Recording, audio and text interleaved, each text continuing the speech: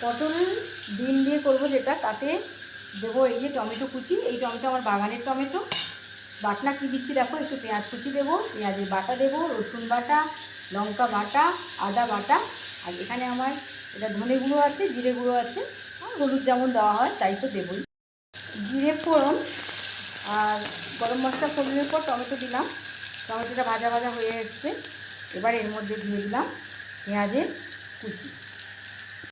পেঁয়াজের কুচিটা মোটামুটি মজে এলো, তো এরপরে আমি ওর মধ্যে দিয়ে দেবো আমার এই রসুন বাটা আর পেঁয়াজ বাটা, এটা অ্যাড করলাম। রসুনের গন্ধ বেরিয়েছে, এবারে একটু দিয়ে দিলাম চিনি। আর এখানে একটু জল গরম রেখেছি, যে গরম জলটা দিয়ে আমি মশলাগুলো কষবো, তো সেক্ষেত্রে গরম জল দিয়ে দিলাম। দিয়ে আদা আর লঙ্কাটাকে আমি বানিয়ে নিলাম একটা পেস্ট। কিন্তু এখানে তেলটা কম আছে, মশলাটা লেগে লেগে যাচ্ছে।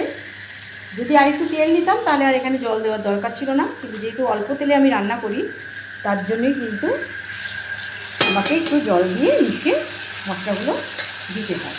ভালো করে মশলাটা কষে তেল ছেড়ে এলে আসছে। এবার পরপর এর মধ্যে আমি দেব হলুদের গুঁড়ো, আর একটু হলুদ দেবো। হলুদের গুঁড়ো দিয়ে দিলাম, ধনে গুঁড়ো, এটা ছোট চামচ, এই চামচে দিয়ে দিলাম 2 চামচ, মানে এটা এক চামচ হলো, ডিনার চামচে 1 চামচ হলো। দিয়ে দেবো এই যে জিরে গুঁড়োটা, এটা 1 চামচ জিরে গুঁড়ো দিয়ে দিলাম। জিরে গুঁড়ো দিয়ে দিলাম, কাশ্মীরি লঙ্কা গুঁড়ো। একটু আর একটু জল দিয়ে একটু কষে নেব। দিয়ে দিলাম একটু টমেটো কেচাপ।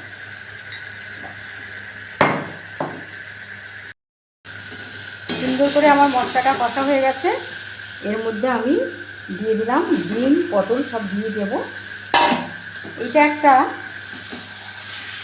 1 পট সবজি ভাবতে পারো, কারণ একটা তরকারি করলেই তোমার ভাত খাওয়া হয়ে যাবে, সবজিও পেয়ে যাবে, আর সঙ্গে তোমার প্রোটিনের যে উৎস ধরো মাছ বা ডিম তাও হতে পারে। তো আলু পটল দিয়ে মাছ বা ডিম যাই করো, ব্যাস একটা তরকারি করলেই বেশ, আর কিচ্ছু দরকার হয় না রাতের ডিনারে। বানিয়ে নাও। গরম জলটা দিয়ে দিয়েছি, ফুটে গেলে নামাবো।